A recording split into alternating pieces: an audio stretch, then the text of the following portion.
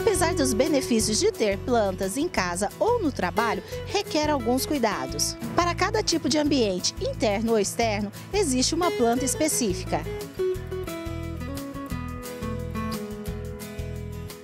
E para falar um pouco mais sobre isso, eu converso com a design paisagista Fabiana Vilela. E em seguida eu falo com a Cristina da Mamãe Natureza, que vai nos mostrar lindas plantas.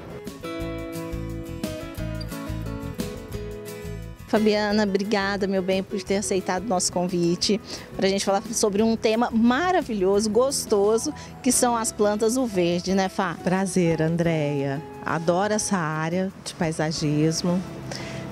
Sem verde a gente não vive, né? Agora conta, qual é a diferença?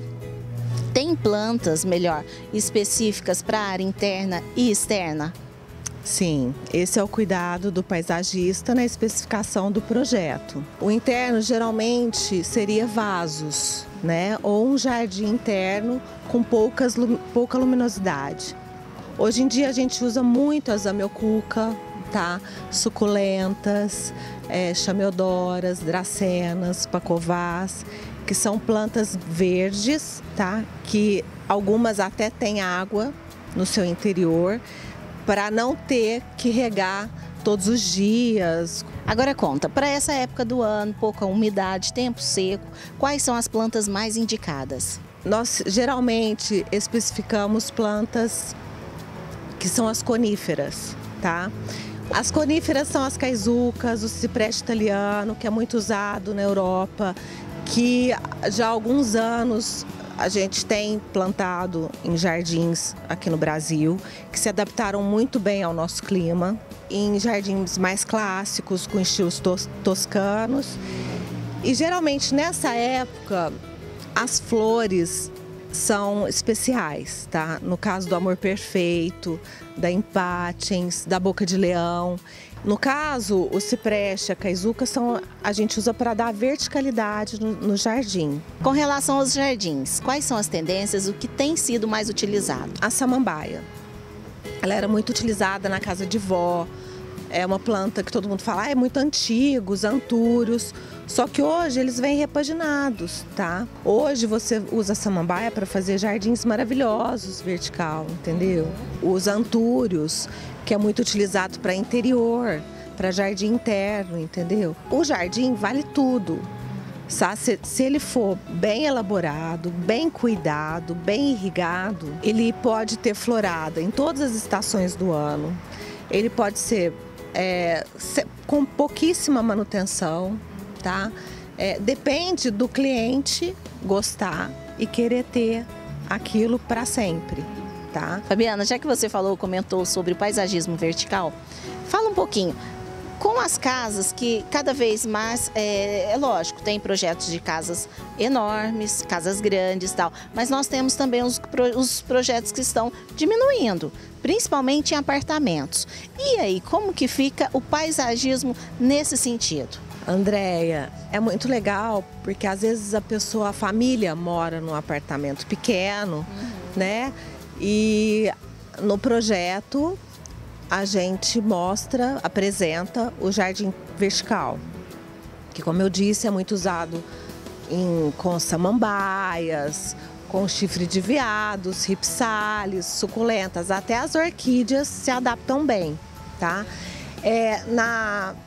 Nós especificamos um tijolo próprio, tá? Que já vem com uma mangueira para ser irrigado. Tá? Isso é muito fácil de ser feito. E o jardim vertical não é especificado apenas para apartamentos e varandas. Ele pode ser ao ar livre, num paredão, que está aquela coisa árida, seca, sem verde, com pouco espaço, um corredor, por exemplo, que ele é bem indicado. E agora na parte comercial? Planta também é bem-vinda no setor de trabalho? Nossa, acho que é super bem-vinda, né, gente? Porque com o estresse do dia a dia, trabalho, empresas, internet, mundo globalizado, né? A pessoa se acalma, tranquiliza. Eu acho que planta é energia boa, só traz paz, até saúde, né, gente? Cristina, mostra pra gente quais são as plantas direcionadas para a área interna e as que são para a área externa. Andréia, essas plantas que vocês estão vendo nesses vasos, são as mais utilizadas para ambiente interno, que são plantas mais verdes, que com pouco cuidado, pouca manutenção em termos de irrigação. Em relação a aguar a planta, a água, quantos dias tem assim, um dia na semana, quantidade, como que funciona?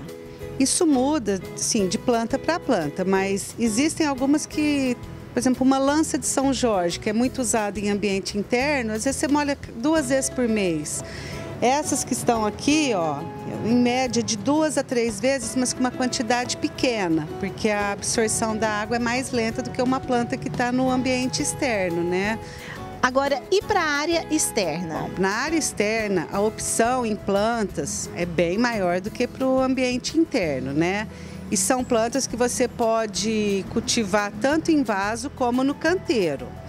Aí o cuidado já é um pouco maior, porque ela requer mais água, mais adubação, porque ela, às vezes, o contato com outras plantas próximas, então exige, às vezes, até uma detetização maior. Isso de quanto em quanto tempo, mais ou menos, Cristina?